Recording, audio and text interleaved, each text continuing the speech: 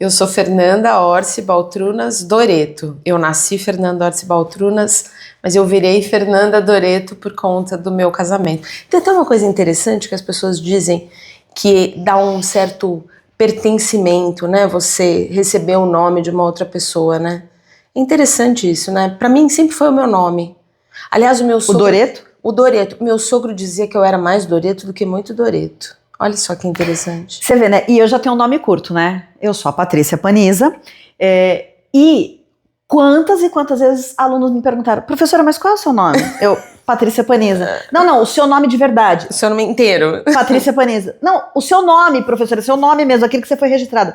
Patrícia Paniza.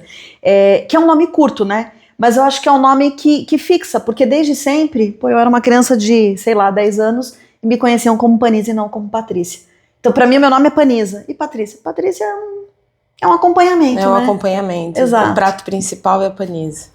Paniza, Patruca, Patruquinha, Panizete, temos vários... Agora, o meu apelido é melhor. Vai, pode falar, eu autorizo. Vai, pode falar. Felpuda. Ela tem coragem de me chamar de pessoa, mas tudo bem, eu não ligo. Me formei em 1998, peguei minha OAB em 1999, trabalhei com direito tributário, tive a chance de ficar milionária e joguei fora, porque realmente tributário não era pra mim, porque era muito fazer a mesma coisa sempre. Tributário é muito... Desculpa, gente, os tributaristas, perdão. Mas tributário pra mim era muito monótono. Vamos usar monótono, que é mais bonito, né? É um eufemismo para chato.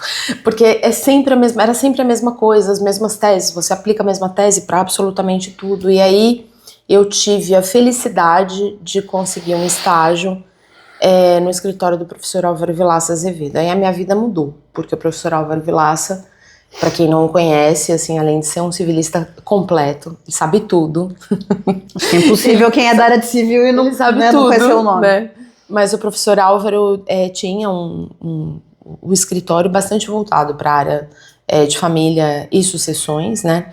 E a gente brincava que era um escritório UTI, porque quando se chegava, né, no escritório de um professor renomado da Universidade de São Paulo, é óbvio que a situação já estava tão complicada que você precisava de alguém que fosse realmente ser assim, né, o ultra mega master blaster, né, daquele momento.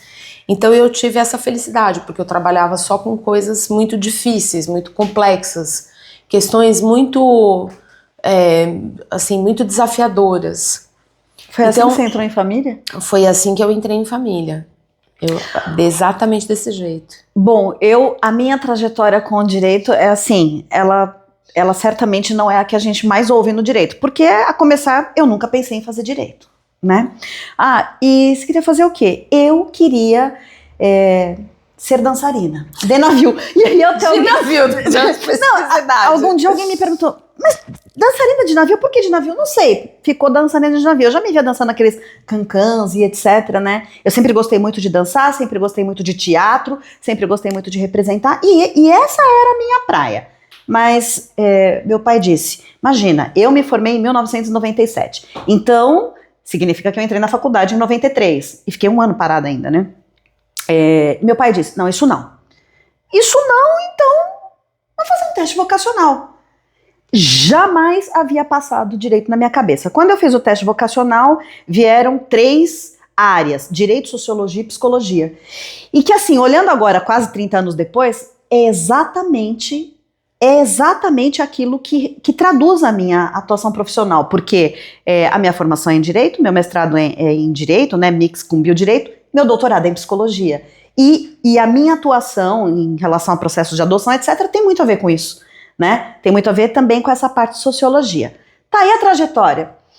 Você entrou em Direito de Famílias e Sucessões pela porta de um escritório de um grande professor, né? Você falou, não sei se de repente alguém não conhece, acho difícil, né, não conhecer esse nome para quem é civilista, mas o meu ingresso em Família e Sucessões, quer dizer, a minha paixão, ela aconteceu ainda no estágio, né? Eu fazia estágio num escritório de assistência judiciária, a população que não tinha condições de pagar os honorários, e eu lembro que a minha primeira separação, e foi a melhor separação que eu fiz, foi uma que eu não fiz. Então era mais ou menos assim, apareceu lá uma mulher belíssima, assim, muito sofrida, mas muito bonita, e ela tava assim toda retesada na minha frente, né? E aí ela disse, eu quero me separar, porque basicamente o marido dela era alcoólatra, e os filhos, na época não se falava bullying, né? A gente não falava esse termo bullying, Não. né? Tô falando isso em 96. E os filhos estavam sendo realmente vítimas de chacota, porque o pai estava em tal grau que ele dormia nas calçadas, etc. E ela falou, eu quero me separar. E contou com muita ênfase, eu vou me separar, eu vou me separar. E aí eu fui escutando. 96, estava se começando a falar em mediação naquela época, né? E eu estava escutando a mulher, aí ela me diz, conta toda a história muito firme, e eu lembro da postura dela. E aí eu perguntei, mas você gosta dele?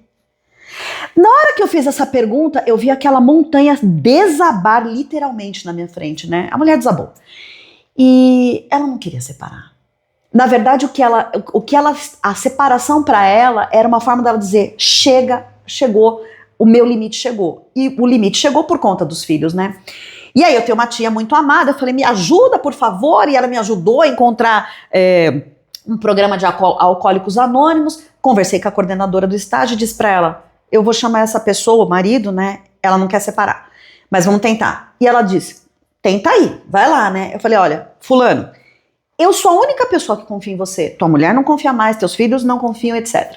Resumindo, ele aceitou, Entrar no programa. Entrou no programa, enquanto isso nós fizemos todo um trabalho de mediação, e assim, só para resumir aqui... Que você não sabia nem que era uma mediação? Não se falava naquela época, né? E aí, eu fui madrinha dele, porque eles têm, né, no programa, eles vão só por hoje, né? E quando ele fez 1 ano que ele não tinha mais ingerido álcool, ele me chamou para ser madrinha dele, né? E depois de formada, essa mulher me localizou e ela um dia me levou uma bíblia no meu escritório em agradecimento. Bom, depois soube que continuou com o cidadão, os filhos fizeram faculdade e tal. Então, assim, a minha entrada em famílias de sucessões foi por aí, né? Foi uma situação que me foi apresentada ainda enquanto estagiária e que, para mim, a resposta não seria, ok, vamos então fazer sua separação, porque... Vamos seguir o script. Exatamente, vamos seguir o script. E aí? Aí eu me apaixonei. Apaixonou a que ponto? Apaixonei a ponto de dedicar os quase últimos 30 anos, né, para essa área. Nossa. Sabe quando você falou do teste vocacional? Me lembrou, né? Eu conto sempre essa história, né? Que eu fiz teste vocacional também. Eu queria muito fazer jornalismo, muito, muito. Mas a minha família sempre me dissuadiu.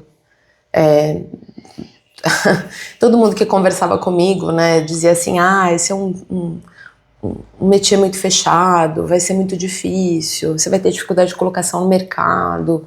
Eu fiz várias incursões, então eu me lembro que eu fui na PUC, assisti um ciclo de palestras e tal, e eu tava sempre assim, direito era sempre a minha segunda opção. E aí eu fiz o teste vocacional deu direito, jornalismo e pedagogia. Eu quase engoli, na verdade pedagogia em primeiro lugar, assim. Eu quase engoli a psicóloga que fez o teste vocacional, porque na minha cabeça, ser professora era ser professora de criança. E eu falava, Deus me livre. Porque qual era a experiência que eu tinha? Eu tinha estudado ali, eu estava, né, naquela época, hoje a gente falaria do ensino médio, né? Antes era o colegial, né? Então eu estava lá no colegial fazendo o teste vocacional. Então a experiência que eu tinha de um professor de sala de aula era a sala de aula que eu conhecia, né? Eu não tinha uma experiência de um professor que dava aula numa universidade. E aí depois que eu entrei na faculdade, e essa é uma outra coisa interessante, né? Como a vocação encontra a gente, mesmo que a gente não esteja procurando, né? E aí eu me lembro que eu fiz um seminário e eu falei sobre denunciação da lide, e teve uma aluna, né, uma colega minha que chegou para mim e falou assim para mim, sabe, eu aprendi mais sobre denunciação da lide agora e sobre processo civil, que nos perdoe o professor, nesses últimos minutos, do que nesse semestre inteiro. Você leva jeito para isso aí, você devia ir atrás disso. E aquilo, né, aí assim eu resgatei, né, puxei a história assim da psicóloga, né, falei, nossa, eu xinguei tanto a mulher e ela no fim, ela estava certa, né, porque tinha aquela coisa a docência estava ali, né, ela precisava só amadurecer e surgir no momento adequado, né. A docência sempre esteve na minha vida, na verdade não com esse nome, docência, né, mas quando eu era criança, eu não ficava de recuperação, mas eu ficava de recuperação porque eu pedia para ir ajudar as crianças que tinham ficado de recuperação. E eu fiz isso quando eu fiz isso, né, no meu ensino fundamental. Mas como eu entro para dar aula na universidade, sabe o que eu acho? Eu acho que eu sou meio Forrest Gump. Quando eu assisti o filme Forrest Gump, eu me sinto muito uma Forrest Gump tropical, né? Porque ele participou de eventos históricos, ele tá lá, né, na foto. Ele não fez por onde, né? E eu acho que foi mais ou menos isso que aconteceu comigo. Porque eu não escolhi o direito, mas eu acho que o direito realmente me escolheu e eu me apaixonei. E tudo foi meio que assim, né? A construção dos anos iniciais da minha carreira foi assim. E foi assim com a academia também, com a docência. Por quê? Eu era assistente do professor Roberto Bolognini e um dia ele me liga à noite, e diz, com aquele vozeirão dele, né, que você conhece: Patrícia, amanhã eu não posso dar aula, você vai no meu lugar. Eu falei, você tá louco, né? Imagina, você tá louco, eu não vou. Ele falou assim, você vai. E desligou. Eu falei, era uma turma de primeiro ano, né? E, logicamente, eu era muito, muito, muito nova, com a quantidade de sarda que eu tenho no rosto, e eu falei, não, vão achar que eu sou uma colega de sala de aula. Mas, enfim, tá com medo? Vai com medo mesmo, né? E foi assim que eu fiz. Preparei aquela aula das 10 da noite, né, da ligação, até fui dormir, acho que, sei lá, 1h da manhã. Era um tema tranquilo, era ato jurídico, alguma coisa relacionada a ato jurídico, que é um tema de primeiro ano, para quem tá formado, é mais tranquilo, né? E fui lá no outro dia. Fui lá e aí fui. Falei, meu Deus, que seja o que Deus quiser, e foi. E aí a turma gostou muito da minha aula, aí ele falou, bom, eu vou te auxiliar, no outro ano assumi uma turma, como se fosse meio que sob supervisão dele, e daí foi. Daí foi o quê? Daí foi, passaram-se os 20 e poucos, né? Os 25 últimos anos, né? Então, acho que a docência também, ela entrou na minha vida pela questão do compartilhamento, quando eu era criança, porque eu ia lá nas aulas de recuperação para ajudar quem estava de recuperação. E posteriormente, atendendo a um pedido, né? E aí, como dizia uma professora de medicina legal, né, a Irene Macaldi, dar aula é uma pinga, né? É um vício. E é um vício mesmo, né? Então, você sabe que as pessoas acham que nós somos sócias na advocacia também? Eu já recebi esse questionamento de aluno. Mas nós não somos. Conta pra mim como é que é a sua rotina no seu escritório, na sua vida. Conta pra mim como é que é a sua rotina na sua vida. Porque veja, eu tenho um filho, você tem 3, pelo amor de Deus. Então, me conte, como é que dá conta? É uma questão que eu recebo bastante também, né? As meninas mandam, principalmente mulheres, né? Mas como é que você dá conta de tudo? Eu acho que isso é uma coisa que a gente aprende com o tempo. Mas foi uma coisa que eu, particularmente, não demorei tanto assim para aprender, não. Por quê? O meu dia tem quantas horas? 24. E o seu? 24. E de outras pessoas normais quaisquer? 24. Então, você vai organizar a sua rotina considerando que o seu dia tem 24 horas e que dessas 24 horas você deve dormir pelo menos, sei lá, 7, 8, depende da necessidade da pessoa. Então, o que eu particularmente fiz, e acho que isso é fundamental, você tem que ter um mínimo de disciplina.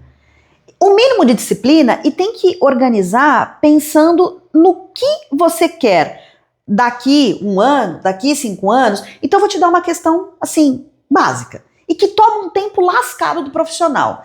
A pessoa que ela quer te alugar, na verdade ela não quer te alugar, ela quer praticar o comodato, né? Ela vem com eu posso tirar uma dúvida? Mas não é uma dúvida, é um negócio desse tamanho que depende de você analisar. Analisa esse contratinho, né? Então, acho que, assim, uma primeira lição, e essa eu aprendi muito rapidamente, cobrar consulta é uma forma de filtrar cliente. Mas aí eu ouço isso muito, né, de alunos. Professora, mas as pessoas te conhecem, né? Você tem nome, então você cobrar consulta é uma coisa. Agora, como é que eu vou cobrar? eu tenho um nome, né? Eu construí uma carreira, assim como você. Mas lá atrás, bem lá atrás, há quase 30 anos, eu também não tinha. Estava construindo. Mas percebi de imediato que, assim, cobrar a consulta é uma forma de filtrar. Porque quem não tem para pagar a consulta não vai ter para pagar os honorários. Ou tá ali só para tirar a informação, né? E depois levar para um outro que de repente vai cobrar mais barato. Enfim, meu dia tem 24 horas. Se eu tomo 3 horas para responder questionamento de quem não está me remunerando por isso, e além disso, vai pegar essa informação e não sou eu que vou fazer o trabalho, então essas 3 horas para mim não estão sendo produtivas, né? E aí outras coisas. A organização... um desrespeito com você mesmo. Exatamente. E a organização de outros aspectos do trabalho. Que isso, você fala assim, nossa, mas Pro, eu não tenho condições de estudar isso, Pro, eu não posso fazer aquilo, eu já ouvi isso muito, né, de aluno de pós-graduação, por exemplo, porque eu não tenho tempo. Sim, mas as 24 horas são as 24 horas de todo mundo. Então, como fazer? Eu tenho 3 filhos. Eu tenho uma escala, né, de serviço. Isso é verdade em casa, né? Quem busca em tal atividade, quem leva, não sei o quê. Mas por quê? Porque eu me organizei minimamente. Então, a pessoa que tem filhos, que tem casa, cachorro, gato, marido, mulher, etc., ela tem que ter organização do tempo dela. É um mínimo de disciplina. Assim, ideias básicas. Prazos difíceis. Na minha rotina do escritório, prazos difíceis são os primeiros de que eu me livro. Ah, mas o prazo é só sexta, não interessa, eu não quero ficar com isso na minha cabeça. Tem um dia X e um horário Y do dia que é para retornar ligações, porque é outra coisa que toma bastante tempo nosso, né? Retornar ligações. Tem organização de métodos, de metodologia, das pastas, né, dos clientes, porque são coisas, parecem pequenas, mas na verdade não, né? Elas nos ajudam a dar a melhor otimização do nosso tempo, né? E detalhe, ainda sobra tempo para cuidados pessoais? Claro, né? Por exemplo, uma atividade física, que a gente resiste bastante, né? Mas aí você fala, não, tem que fazer, porque eu quero chegar nos meus 90 onde? No polidense. Eu quero chegar no 100. Não, no 90 no polidense, querida. Tá bom. Entendeu? Então, aí você tem que ter uma atividade física. É uma questão de organização. É uma questão de você criar metodologia de operacional, de execução de trabalho, e metodologia também técnica, né? De conhecimento, de como você articula o teu conhecimento técnico. E você, como é que você organiza a sua rotina? A minha rotina, olha, eu sou virginiana, então é óbvio que eu sou uma pessoa extremamente organizada. Às vezes eu me sinto, eu me cobro muito. A organização para mim é uma coisa, e assim, eu penso muito também, eu tenho uma escala, né? Então eu tenho a planilha das atividades do meu filho, eu tenho a planilha das minhas atividades, eu tenho os horários em que eu tô na faculdade, né, que eu ainda tô dando aula pro ensino superior, então eu tenho os horários separados na faculdade, eu tenho esse horário para fazer uma consulta online, eu tenho horário para fazer, né, os dias em que eu faço o atendimento presencial, tenho muito controle da questão do WhatsApp, né? Antes eu não tinha esse controle, teve uma época que eu fiquei que foi bem difícil, e aí eu fui entendendo que aquilo me tomava um tempo muito grande e que eu tinha que lidar com as questões do escritório e eu não podia lidar com as ansiedades dos outros. E urgência é diferente de ansiedade. Essa é uma lição que eu falo em todas as aulas de prática, em todas as aulas de pós-graduação. E os clientes confundem muito isso, né? Urgência com ansiedade. E aí eu acho que é isso que é importante. A gente precisa, às vezes, deixar as coisas bastante claras.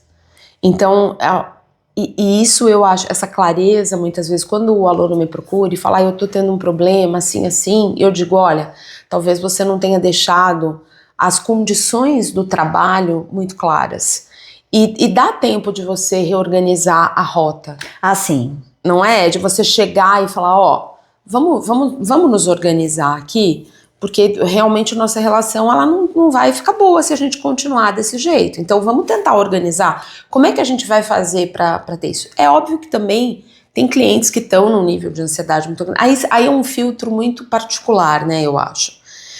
Tem clientes que estão num nível de ansiedade muito grande, que estão vivendo problemas seríssimos, e tem clientes que estão vivendo problemas em que para ele é o problema da vida dele, né? E para você sabe que aquilo tá dentro de uma escala mais mais aceitável, né? Porque você não tem um risco muito grande de, por exemplo, cessar uma convivência, né? De ter uma perda patrimonial. O processo está caminhando, tem coisas que a gente pode fazer, e, né, tem tempo de você plantar, tem tempo de você esperar e tem tempo de você colher. Mas na relação com o cliente, eu acho, e essa eu acho que é uma dica essencial, que é algo que eu verifico ser uma dor de muitos alunos, de muitas pessoas que vêm fazer mentoria comigo, com você, a gente já fez conjuntamente, inclusive, de não saber colocar o limite. Isso. De não saber colocar o não. Mas por quê? Porque isso também tem muito a ver com a tua própria característica de personalidade, né? Sim. Que nem da moça que me procurou extremamente angustiada e não faz muito tempo, porque ela deu orientação, a cliente não observou a orientação e ela tá se sentindo culpada. What? Como assim? Se você deu orientação, a pessoa não cumpriu, o problema é da pessoa. O ônus é dela, a consequência é dela também. Mas fazer esse filtro, né? Ou então de atender aquela pessoa que te manda 55 mensagens só na primeira parte da manhã. E a pessoa, porque ela também é ansiosa, né? Aí eu digo profissional, ela precisa responder aquilo, porque... Não. E isso também é treinável. É um treino Sim. que demora tempo, né? Você vai... E não basta, é como ir na academia, né? Dizem as más línguas que se você não for nos 45 primeiros dias que você se propôs a fazer de forma disciplinada, você desiste, né? E assim também é na prática da advocacia, né? Então, esse treino, ele é possível, mas ele precisa ser com constância. Que aí tem uma hora que fica natural, é como tomar água, né? E eu também tenho, assim, horários de trabalho, às vezes, que são horários interessantes, porque eu gosto de trabalhar à noite, tem pessoas que não gostam, eu gosto de trabalhar à noite, não de madrugada, à noite. Às vezes eu gosto de, depois que eu chego, né, o meu marido não gosta muito, mas a gente tem meio que um acordo ali tácito, mesmo porque ele dorme mais cedo do que eu, então assim, eu gosto muito, é um horário que eu tenho uma criatividade muito boa, muitas vezes eu voltei da aula, então eu tô num pique, pilhada, assim, né? pilhada, e eu preciso descarregar aqui em algum lugar, mas assim, tudo diante de uma perspectiva de que eu tô fazendo aquilo porque eu gosto, e não porque eu tô obrigada a fazer aquilo, entende? Então, eu acho que tem muito isso. Eu acho que tem uma preocupação também, né? Eu, pelo menos, tenho uma preocupação muito grande, porque eu acho que, como a gente tem essa rotina, né? De filho, marido, enfim, os relacionamentos com os familiares, né? Eu tenho, graças a Deus, a minha mãe, tenho a minha tia, então eu também tenho que me dividir entre essas pessoas, e essa organização, ela é essencial. Às vezes a minha mãe fala pra mim, minha mãe ela toca um violino de vez em quando, né? E ela chora e ela fala, você tem tempo para todos, menos para mim, né? Aí eu falo, mãe, então, não dá, né? Eu tenho que organizar as coisas aqui. E às vezes eu falo para ela assim, olha, já organizei a semana, ela fala, só me fala do dia seguinte, eu quero morrer, porque para mim, assim, eu quero a semana inteira pronta, eu quero tudo, eu deixo a semana inteira organizada, né? E quando eu falo organizada mesmo. Quem vai levar, quem vai buscar, quando vai almoçar, com quem vai almoçar. Organização é fundamental. Até o que vai comer, às vezes, né? Você vai né? Eu tô falando do meu filho, principalmente, né? A gente, né? Vai comer em casa? Vai. Então, o que eu tenho que deixar separado? Eu acho que a organização, a gente tem que ter aquilo, porque se a gente não fizer... E a gente trabalha com uma coisa... O advogado trabalha com uma coisa chamada prazo, né? E o prazo é uma espada sobre as nossas cabeças.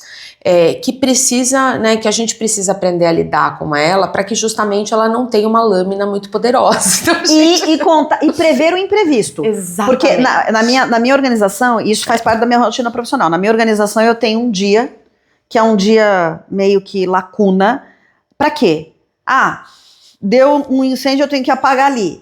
Bom, ok, não vai atrapalhar aquela semana que eu organizei, considerando as atividades do escritório, etc. Por quê? Porque aquela imprevisibilidade já foi prevista, né? Então, acho que isso também faz parte da organização de um método, de como se trabalhar, né? E tanto quanto possível, eu acho que isso, eu fiz isso, né? Eu me planejei para isso, eu organizei a minha vida de forma logística, porque eu moro em São Paulo, Então eu sei que para cruzar a cidade eu posso levar 2 dias. Não são 2 horas, são 2 dias. Então de que maneira eu organizei? Eu moro perto, meus filhos eu moro perto de onde eu tenho escritório, que é por sua vez perto de onde meus filhos estudam, e isso, mas eu não tenho condições de fazer isso. Sim, isso aí é uma projeção, né? Você tem como projetar, e aí você vai trabalhar para que aquela projeção se torne realidade, né? Eu acho que o que a gente tem visto hoje, né, como eu sou professora universitária, eu sei exatamente o aluno que sai da universidade, eu consigo enxergá-lo, consigo vê-lo, né? E muitas vezes eu percebo, e você foi professora universitária durante anos, né? Agora você está se dedicando mais à pós-graduação, mas assim, eu acho que você tem a mesma percepção que eu. Que a faculdade, eu não vou dizer que ela não prepara, eu vou dizer que ela tem um script que ela precisa percorrer, né? Vamos falar de civil. Só de civil e processo civil. Que mudou, né? Inclusive, bastante. Que mudou, mas então, né? Vamos pensar assim num curso tradicional, né? Então você tem um script ali que você tem que preencher, só que quando esse aluno ele sai no mercado de trabalho, ele descobre, vamos imaginar que ele queira advogar sozinho, ou que ele queira ser associado de algum escritório de advocacia, né? Ele começa, ou que ele queira se associar a alguém, que ele queira ter um sócio, né? Ele não tem a real percepção de como é que as coisas acontecem no mundo real, né? No mundo aqui, no mundo de verdade, né? Ele tem uma fantasia, né? Muitas vezes ele já trabalhou em escritórios, mas ele trabalhou numa posição em que ele não tinha a real dimensão de tudo aquilo que envolve você ter um escritório de advocacia, né? A gente tem que lembrar que para ter um escritório de advocacia você precisa ter... Tem uma frase que eu aprendi a duras penas, tá? Vou contar uma coisa rapidinho, porque eu acho que vale a pena. Quando eu deixei de trabalhar para um escritório, a primeira coisa que eu fiz foi pensar, e comecei a trabalhar para mim, eu pensei assim, preciso ter um escritório lindo para atender os meus clientes. Então eu montei um escritório lindo lá em Moema, porque afinal, né, para quem mora aqui em São Paulo sabe, né, Moema é um bairro super legal, era super distante da minha casa. Por que você foi arrumar um escritório em Moema, Fernanda? Eu não faço a menor ideia, porque eu estava no campo dos desejos, das ideias, dos sonhos, sabe assim? Diferente do meu, né, porque no meu a gente não tinha dinheiro, não tinha dinheiro, não tinha materiais, não tinha nada. Então fizemos o quê? Pegamos ali umas cadeiras que eram do escritório de uma das sócias, né, que tinha sido a cadeira da casa do outro, e aí pegamos uma casinha que foi, né, da avó de uma das sócias. Bom, mas estava bem antiga, né? E como fazer reforma? Tem dinheiro para pagar pedreiro? Claro que não, vamos nós mesmos fazer, né? Então, a gente até lembro que tinha um piso de ardósia e um dos que eram sócios, ele jogou aquele... É um produto que joga, tipo um ácido, né? Falei, nossa senhora, né? Tem que esfregar. Então, nós mesmos fizemos. E uma coisa que eu sempre ouvi, isso é verdade em relação ao direito. Direito não é como a odontologia, como a medicina, que a pessoa tem que ter o material. O material que você tem que ter é o seu intelecto. Mas mesmo tendo o seu intelecto muito bem trabalhado, você muitas vezes abre o escritório e o cliente não chega até você. Sim. Que foi o que aconteceu comigo. Mas você abriu o escritório lindíssimo em Moema. Lindo em Moema, uma graça, uma coisa linda. Mas o cliente não chegava, o cliente não vinha, né? Eu tinha acabado de concluir o meu mestrado, quer dizer, eu já tinha ali... eu entrei no mestrado logo depois que saí da faculdade, né? Então eu tinha acabado de concluir o mestrado.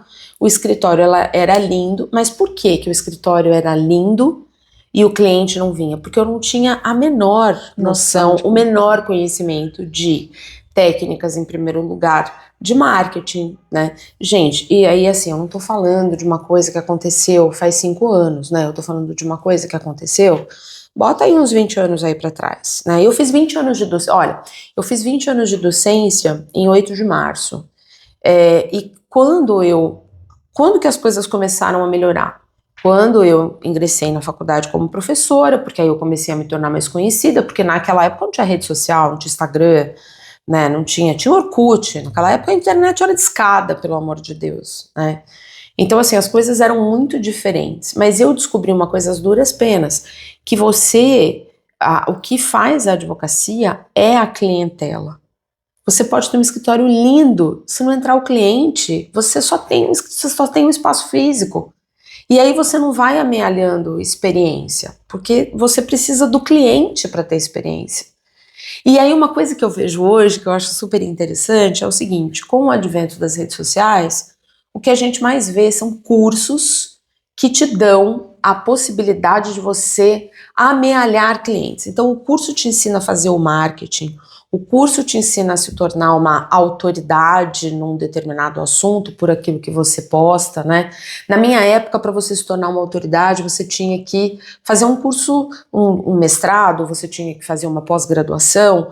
Hoje, o conceito de autoridade é um conceito diferente. E eu não vou julgar, porque eu acho que o mundo tá muito diferente, cada um sabe de si. O meu questionamento, eu acho que foi por isso que a gente chegou ao ponto em que a gente chegou, de falar, não, a gente precisa trabalhar de uma forma diferente, a gente precisa oferecer algo diferente, é porque não interessa também o cliente chegar até você se você não sabe o que fazer com ele. Ou se você não vai conseguir reter, né? Mas se você me perguntasse, putz, o que motivou esse curso? O que motivou esse projeto, né, que a gente chama de Desatando Nós, Construindo Ninhos?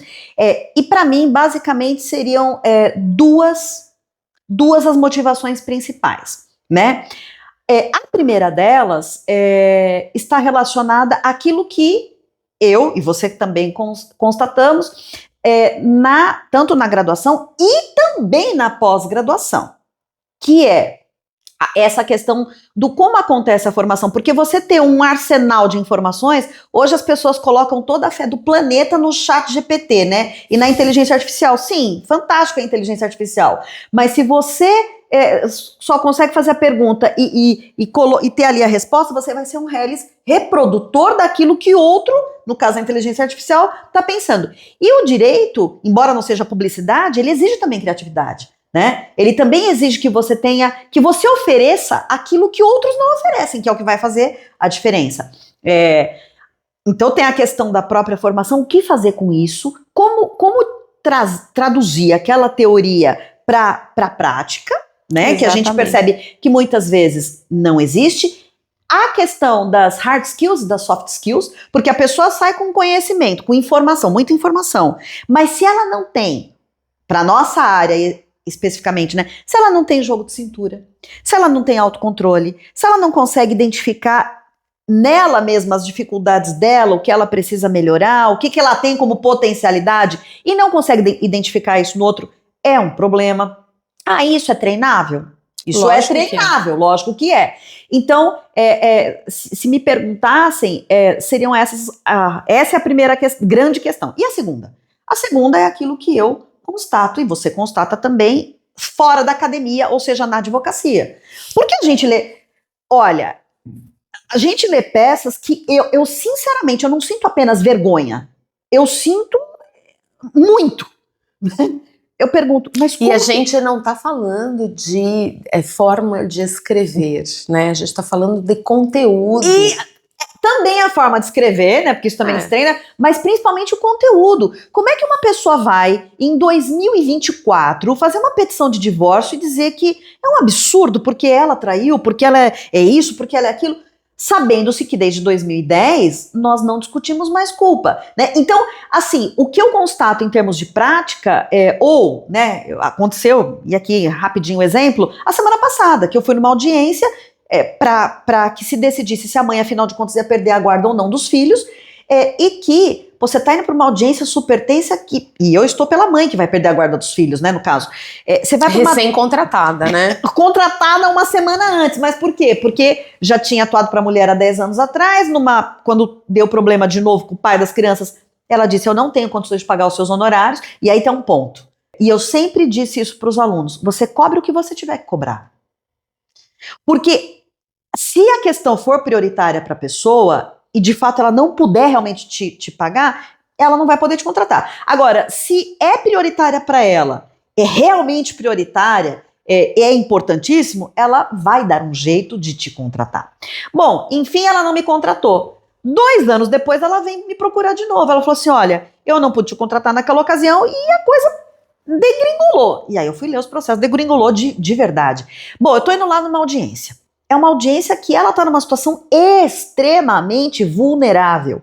Prestes a perder a guarda dos filhos. Eu vou chegar com os pés no peito? Lógico que não. De ninguém. Nem do juiz, nem do promotor, nem da parte, nem do advogado da parte contrária, nem da parte contrária. E vai pensar, inclusive, na comunicação visual, né? Claro. Como é que você vai chegar nessa audiência de uma forma acolhedora, tranquila? Sim.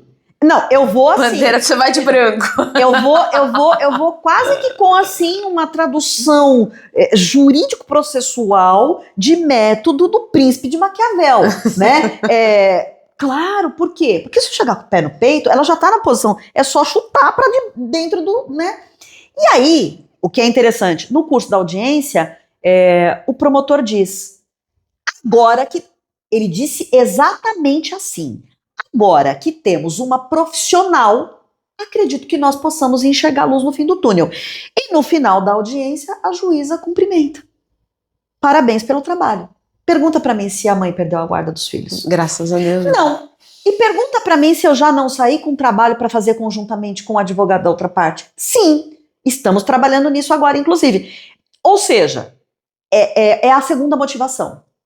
Porque eu acho que o Desatando Nós, Construindo Ninhos não é um curso, né? É traduzir literalmente para aqueles que se ajuntarem a nós numa grande comunidade, a ideia de que essa cultura do direito, de que tem que ser tiro, porrada e bomba, ela tem que mudar. Porque as relações são mais complexas, a sociedade muda e as pessoas precisam entender que o melhor advogado nem sempre é aquele que vai chegar batendo no peito das outras pessoas. É um caminho certo para afundar o cliente. Então, você tem que ser combativo. Mas não combatente. Exatamente.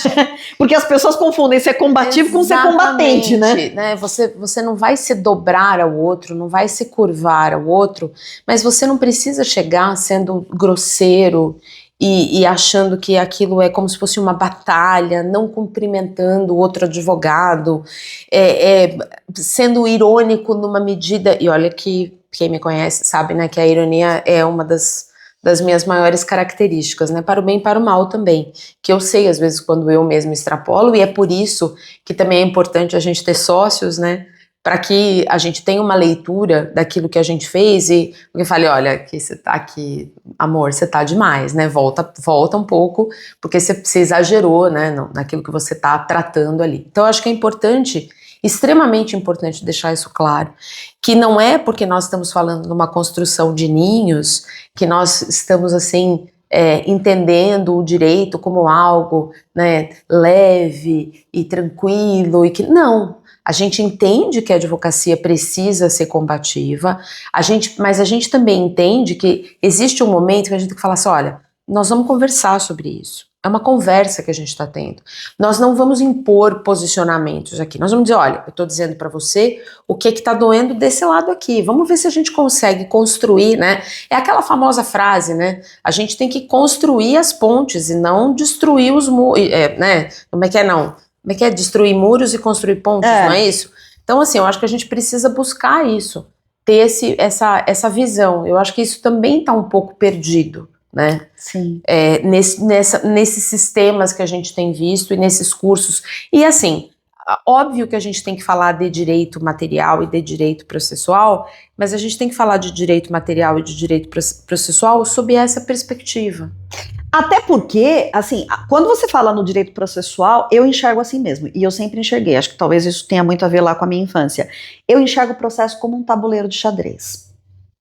Então, assim, acho que uma das nossas propostas, né, e é aí que está o nosso encontro, estratégia, né? É a judicialização mínima, mas judicialização mínima ainda é judicialização enquanto e quando for necessário, exatamente, né? E eu enxergo o processo como um tabuleiro de xadrez. O que significa isso? Eu não faço uma petição inicial para terminar na réplica. Eu faço uma petição inicial pensando, não que eu deseje isso, não é que eu desejo, eu nunca desejo, mas eu faço uma petição inicial pensando em se eu tiver que ir até o STJ.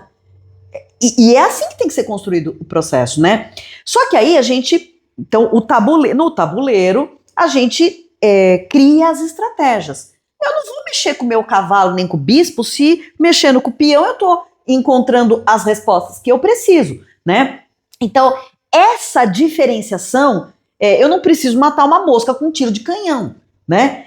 Isso também tem que ser dosado. Então, as pessoas falam assim, e tem essa cultura, as pessoas, elas realmente acham isso. Então, primeiro, o que nós trabalhamos é com o nosso próprio cliente, né?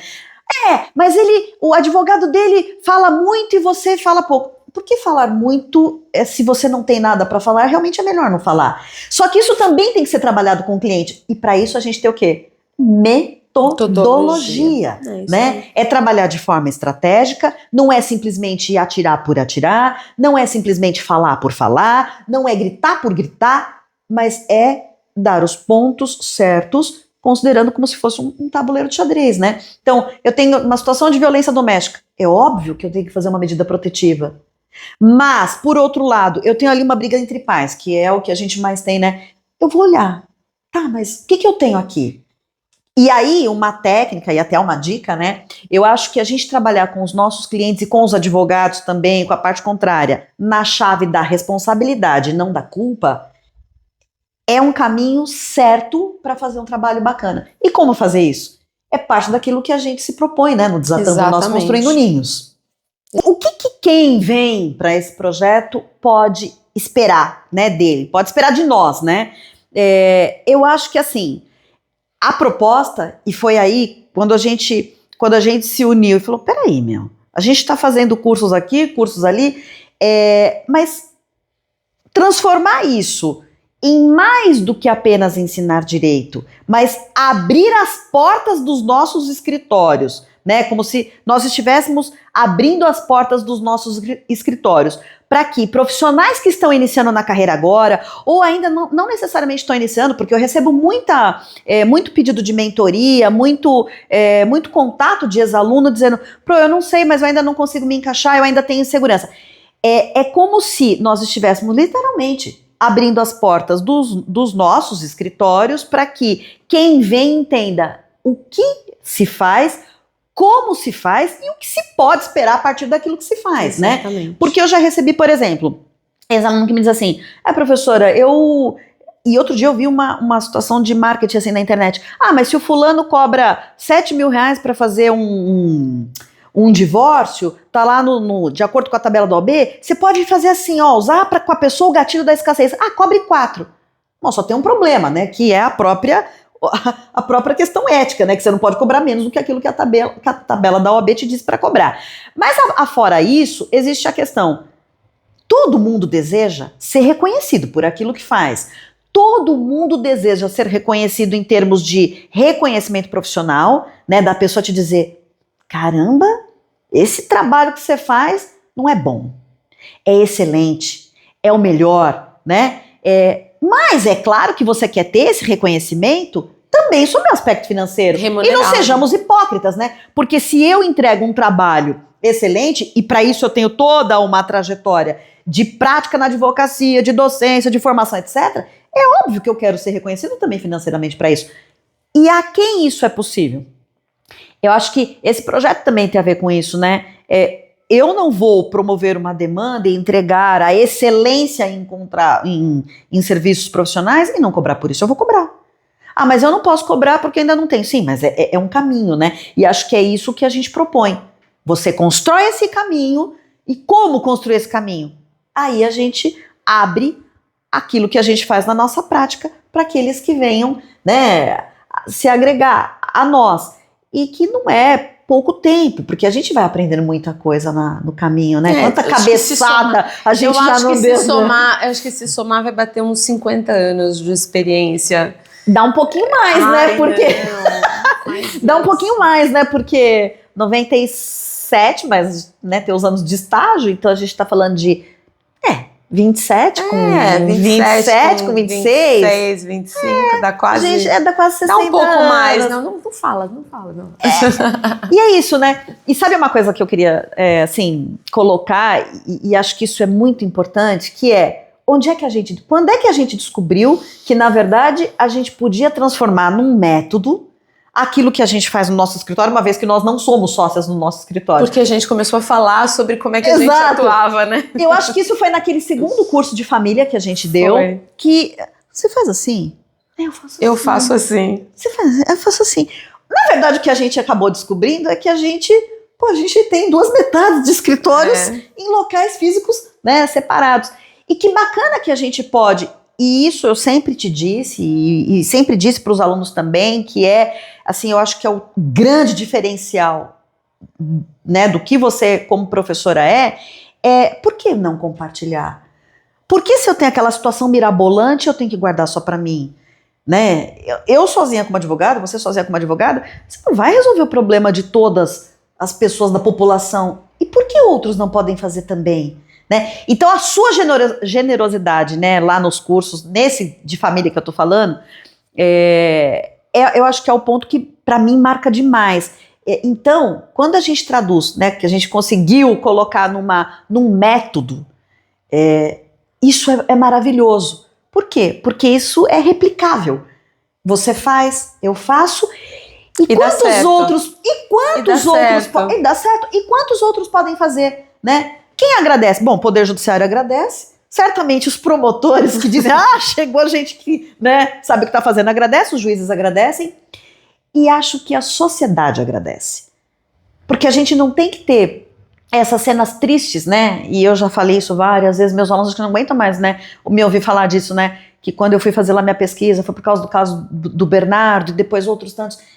A gente não precisa ter essa perpetuação dessas situações que acontecem, né? E isso, eu brinco que família e crime estão ali. Mas antes de chegar lá no crime, por que a gente não trabalha decentemente em família? Que não é só direito positivo, né? Exatamente. E o que a gente faz é isso, é traduzir no método. Então o que os alunos podem esperar? Podem esperar ter acesso ao método, as portas do nosso escritório abertas. Para né? sair de uma situação, às vezes, em que você não conhece muito bem, ou então que você não entende o que está acontecendo. Meu Deus, por que não está dando certo, né? Então aí você conta com a nossa experiência, porque a gente vai te demonstrar por que não dá certo. E porque também a nossa vida, né? Eu acho que isso é importante ficar claro, não é uma vida de sucessos constantes, né? Uau, nós somos bem-sucedidas nas nossas profissões, mas nós também tivemos os nossos fracassos, a gente sabe muito bem como é que as coisas funcionam, né? Muitas vezes eu brinco que tem processos, né, em que eu falo assim, isso aqui, piece of cake, né, vai ser facinho. E de repente, meu Deus, né, as portas do inferno se abrem, e aí começa a dar tudo errado. E aí você fala, meu Deus, o que está acontecendo aqui, né? E aí você precisa se colocar no eixo e você precisa entender até onde vai a tua responsabilidade, onde é que começa a responsabilidade do outro. E não tô falando só do cliente, do outro advogado, eu tô falando também que a gente também lida, né? A gente tá numa profissão em que a gente lida com um terceiro, que é o Poder Judiciário, e que muitas vezes, por mais que você tenha poder de argumentação, as coisas elas se afiguram de uma maneira diferente daquilo que você mesmo está enxergando, porque você está enxergando sob a perspectiva do teu cliente, você está de um lado da história, você não vai ignorar o outro, mas você tem ali o seu lado para defender, o seu lado para trabalhar. Mas eu também acho isso, que é importante a gente deixar claro, né? Senão a gente fica muito distante de quem está nos ouvindo, né? Nós tivemos os nossos insucessos, no sentido de eu achava que ia dar tudo certo nesse processo, eu tive uma sentença que não deu certo, e aí tive que recorrer, e também não deu certo, e aí vamos caminhar para isso, e vamos tentar reverter, e no final talvez a gente pense se a gente vai fazer uma outra coisa e tal, mas o que a gente quer demonstrar é que, mesmo assim, mesmo sabendo que a gente depende muito, né, de outros fatores, a gente sabe exatamente como nos colocar no prumo e fazer exatamente o que a gente tem que fazer para chegar no melhor resultado possível. E você sabe que isso, assim, quando isso é feito, eu acho que a palavra aí é integridade. Sim. Né? E quando isso é feito com muita integridade, isso, inclusive, te fortalece enquanto marca pessoal, né? Porque acho que um dos casos mais difíceis que eu já tive foi um caso de união estável e que ele não conseguiu demonstrar a união estável dele, né? E para justificarem que ele não tivesse acesso a uma herança, né, da companheira, desconstruíram toda uma história de vida dele. Foi a audiência mais longa que eu fiz na minha vida, durou 9 horas.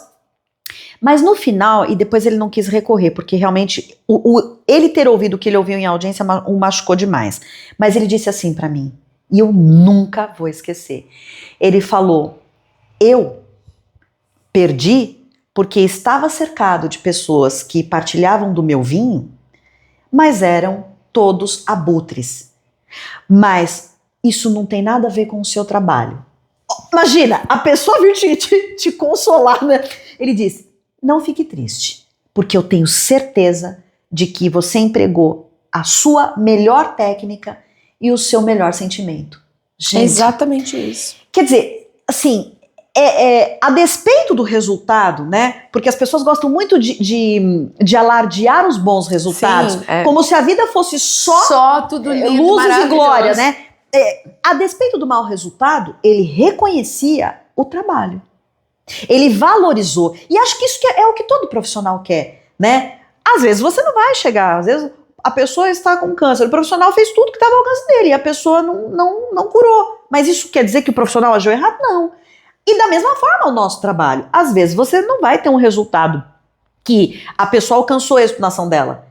Mas quando ela reconhece que você de fato fez aquilo que tinha que ser feito, eu acho que é o que todo profissional espera. É isso mesmo. Não é? É isso aí. Conheci a Patrícia Paniza, Patruquinha. Nossa, faz muito tempo. Eu brinco, né? Já falei isso várias vezes, ela sabe disso, que eu entrei numa sala de reunião na Unip, 20 anos, quase, praticamente. E aí a Patrícia estava sentada e eu me lembro que ela estava com o cabelo preso do jeito que tá, e eu olhei para ela e lembrei automaticamente da Tarsila do Amaral. Já falei isso para você. Sim. Na hora, assim, falei, nossa, não sei se por conta da roupa, enfim. E aí, depois nós começamos a conversar justamente sobre a nossa advocacia na sala dos professores, muito tempo depois, já em outra instituição. E nós começamos a compartilhar casos, né? Porque também nós vivemos o ambiente acadêmico. No ambiente acadêmico tem pessoas que não advogam como nós, né? Que estão vinculadas, né, à academia, ou seja, tem essa preocupação, né, mais doutrinária, mais acadêmica, né, de escrever e tal. E a gente tem, apesar das nossas incursões acadêmicas, né? Patrícia mestre, doutora, eu mestre, doutora, mas assim, a nossa vida sempre esteve muito ligada fortemente à advocacia. É interessante porque se você perguntar para mim o que é que eu sou, eu vou ter uma dificuldade por um minuto, mas eu acho que eu vou dizer para você que eu sou advogada e professora, e não professora e advogada. Antes de tudo, eu sou mãe do João, né? Mas eu sou advogada, acho que isso é o que está mais assim no meu DNA. E eu já pensei muito em não advogar e eu não consigo ver a minha vida sem a advocacia. E aí nós conversávamos muito sobre os casos e muitas vezes nós chegávamos assim, né, às 6h30, né, 7 horas, acabadas, destruídas. A gente tinha que entrar em sala de aula 10 minutos depois. E aí a gente falava, aconteceu isso comigo hoje. Ela falava, aconteceu também, uma coisa assim. E nós dividíamos as nossas experiências. E aí 10 minutos depois a gente já tinha tomado aquele refresh, né? Tinha apertado um botãozinho ali. E a gente já estava numa outra vibe, porque a gente já tinha conversado, aquela terapia de 10, 15 minutos, né? Com um café coado horroroso, mas assim, a gente tomava mesmo assim, né? E a gente tomava mesmo assim, né? Às vezes uma olhava para outra e falava, esse café não tá bom, melhor deixar pra lá. Mas a gente tinha muito isso, né? E aí a gente brincava, e eu comecei a brincar com ela disso. Eu falava, Patrícia, você é o meu crush intelectual, né? Ou seja, eu sou uma pessoa cis, né? Heteronormativa, olha que bonita agora, tô falando tudo bonitinho, certinho.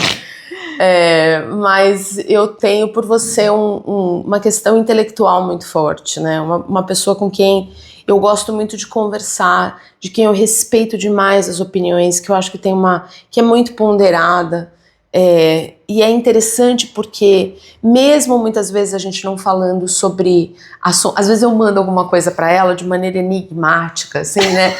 Só para ver o que ela vai me responder, né? E aí ela toca nos pontos, assim, principalmente o que a gente se manda de publicações uma para outra é incrível. E aí ela fala assim, mas eu não concordo com isso. Eu falo, eu também não, mas eu queria justamente esse teu feedback, né? Eu queria ouvir, saber de você. Então é engraçado isso também, porque a gente tem um pouco essa complementação. E tem uma complementação de personalidade também. Porque eu brinco assim, que a Patrícia, ela é um acontecimento, né? Ela é, olha lá, tá vendo? Ela chegou. Eu brinco, o dia que eu falei, você é ruiva, você não passa, né, despercebida em multidão nenhuma, né? Se você for pro Chile, dizem que eles têm fixação pelos ruivos, sabia? Diz que os ruivos são sagrados. É verdade, eu tenho uma prima que é chilena e ela é casada com um ruivo. Diz que eles andavam no metrô e era uma loucura. Mas enfim, por que eu falei isso? Não sei. Porque eu sou um acontecimento segundo você. Porque você é um acontecimento, porque você tem essa personalidade expansiva. Eu sou uma pessoa diferente, porque para eu conseguir... Os meus amigos são meus amigos, eu os trago para perto de mim. Mas eu sou uma pessoa muito reservada. A virginiana que há em mim tá sempre, né? Um pezinho aqui, um pezinho ali, eu tô sempre observando e tal. E eu acho interessante isso também, porque quando nós estamos juntas, eu consigo liberar um pouco, né, unleash the beast, né, eu consigo liberar um pouco essa pessoa mais expansiva que eu também sou, mas dentro de um ambiente assim mais controlado. Então eu acho que isso é interessante. E profissionalmente não preciso nem falar, mas vou dizer, né? Você costuma dizer que eu sou generosa, mas eu também acho você extremamente generosa. E eu acho que você tem uma história de vida muito impactante, não só sobre a tua vida profissional, mas também a formação da sua família, que eu acho que é uma história muito, muito, muito bonita, né? Uma história que merece ser compartilhada, talvez até num livro, um dia se você quiser escrever, eu acho que as pessoas iam adorar. Você escreve comigo? Eu escrevo, eu posso ser sua ghostwriter, se você quiser. Mas eu acho que tem muito isso, assim, eu acho que tem essa sua preocupação, que é uma preocupação genuína com o outro, principalmente com o outro que é vulnerável. E isso é uma realidade. Que a gente não vê nas outras pessoas. A sua preocupação genuína, não só com os vulneráveis, mas também com as pessoas que são os seus alunos e que muitas vezes têm uma vulnerabilidade técnica e você não se furta a indicar os caminhos e a ser bastante precisa. Eu percebo isso porque nós temos grupos, né, com os nossos alunos dos outros cursos, né? Aliás, é uma questão que a gente vai pontuar muito, muito importante, né? Que no Nós e Ninhos nós teremos, né, esse grupo, por isso que eu falo que é a formação de uma comunidade, porque a gente tem muito isso, essas respostas, né? Muitas vezes a pessoa está desesperada, ela precisa de alguém, e quando eu não respondo, Patrícia responde, às vezes ela responde assim, Fernanda já respondeu o que eu responderia, mas vou fazer um adendo aqui, porque eu também faria isso, né? Então eu acho que isso é importante, porque qualquer outro, já respondeu, já tá tudo certo. Não, eu ouvi o que o outro disse, eu ouvi o que a Fernanda respondeu, mas eu tenho também essa outra dica que eu passaria. Então eu vou dar essa complementação, mesmo não, qualquer outro pensaria, não precisa, alguém já respondeu. Não, Patrícia vai te responder, eu acho que isso é importante. E nos nossos diferenciais, eu acho que essa questão, né, acho até bom que você fale sobre isso, né, eu, como professora de civil que sou, eu brinco que eu vou do primeiro até o último livro, né? Óbvio que, e eu brinco muito com os meus alunos, quando a gente chega em direito das famílias, a gente não pode esquecer tudo que aprendeu até aquele momento, porque senão a gente não consegue resolver os problemas do nosso cliente. O aluno às vezes eu falo assim, você não gostou de direito imobiliário, você detestou posse e propriedade, desculpa aí, você vai ter que trazer toda essa história de novo, né? Você não entendeu o que é direito de laje? Volta lá, porque você vai precisar... Direito de superfície. Nossa, você não sabe o que é direito de superfície? Venha, volte aqui, traga isso de novo, né? Você acha que os contratos ficaram para trás, né? Você acha que os requisitos do negócio jurídico ficaram para trás? Volte lá, porque senão você não vai conseguir fazer absolutamente nada com família e depois, né, com sucessões. Então eu acho que é importante a gente trazer esse diferencial que nós gostamos, né, de apontar, né, que não é só, nós não vamos falar só sobre regime de bens, a gente vai falar sobre os problemas nos regimes de bens, né, sobre as questões que vão demandar esse conhecimento dessas outras áreas e que nós dominamos. E a questão da psicologia, que eu acho que é importante que você trate. Bom, eu vou, depois dessa declaração de ser sua crush intelectual, vamos, né, o que eu posso dizer aqui? Do porquê? Por que Fernanda por que Fernanda Doretto na parceria? Eu acredito que eu não pensaria, para esse projeto, Desatando Nós, Construindo Ninhos, eu acredito que eu não pensaria em outra pessoa. E nós conhecemos, né, inúmeros professores, sim. Mas justamente pelo aspecto da advocacia, porque, como a Fê disse, nós nos conhecemos, né?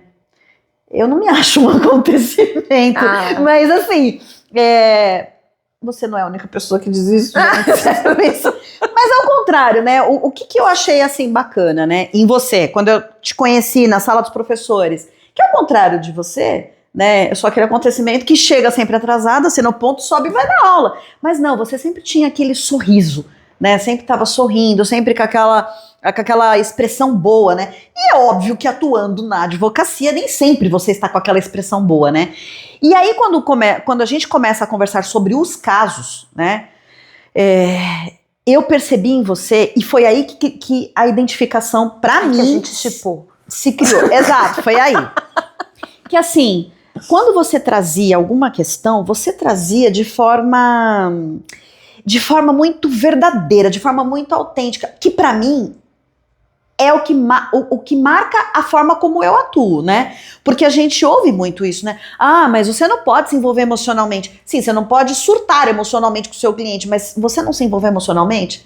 Você vai no médico, você quer que o médico que atenda o seu pai, sua mãe, seu filho, ou você, ele consiga enxergar em você ou em alguém querido pra você, alguém como se ele enxergasse alguém que é querido pra ele, né? Então não dá pra você simplesmente, é um caso mirabolante, que nem aquele que eu tive, que você me ouviu muito falar, né, de adoção.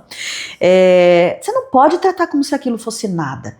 E foi isso que eu percebi em você. Não, você realmente, como o caso lá do senhor, né, o que a gente tem que estudar, a questão da rescisória, aquilo de fato te toca. O problema do outro te toca. Querer resolver, querer dar a melhor resposta te move. E isso, para mim, é fundamental, porque não dá para olhar para o outro como se o outro fosse uma coisa. É uma vida, né? Então, acho que esse foi o ponto que nos identificamos. E aí, claro, né, a questão do conhecimento técnico, né? Porque a gente não fala só direito de família e sucessões, mas a gente trata de prescrição e decadência, que é um assunto fundamental nessa matéria. A gente trata das questões das ações reivindicatórias, possessórias, lá no direito sucessório. Então, esse conhecimento de civil é um outro aspecto sobre o qual a gente troca muita figurinha, né? E você fala, eu não sabia que você me mandava mensagens enigmáticas só pra saber a minha posição. Eu não concordo com isso, sim. Tá ali jogando, né, pra gente... Acho que se a gente publicasse as nossas conversas de WhatsApp, né, teria bastante material aí, né? E, sim, a questão do, né, você foi lá para o seu mestrado, para o seu doutorado na área de direito civil, e eu fui, né, no meu mestrado para o direito civil com um mix de biodireito, né, e depois no meu doutorado para psicologia, mas isso não te impede a interdisciplinaridade também, né? Eu tenho a formação teórica, mas nós duas atuamos na prática com respeito a essa interdisciplinaridade, cuja palavra que pode traduzir como a gente trabalha, que é o que nos identifica, é o acolhimento, né? É isso mesmo. O nosso e o do outro, que é, afinal de contas, o que resume, né? O que é o projeto Desatando Nós, Construindo Ninhos. E é o acolhimento, não só o ensinar o acolhimento para o cliente, a preocupação com os vulneráveis dentro das famílias, mas também o acolhimento dos nossos alunos. Sim. Né?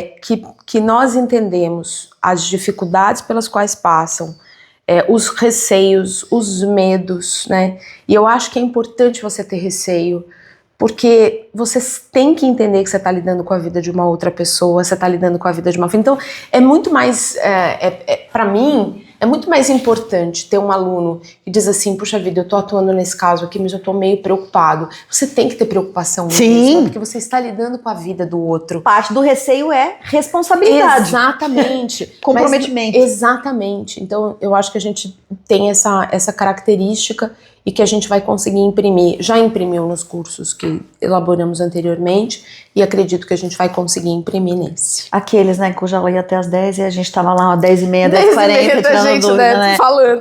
Isso.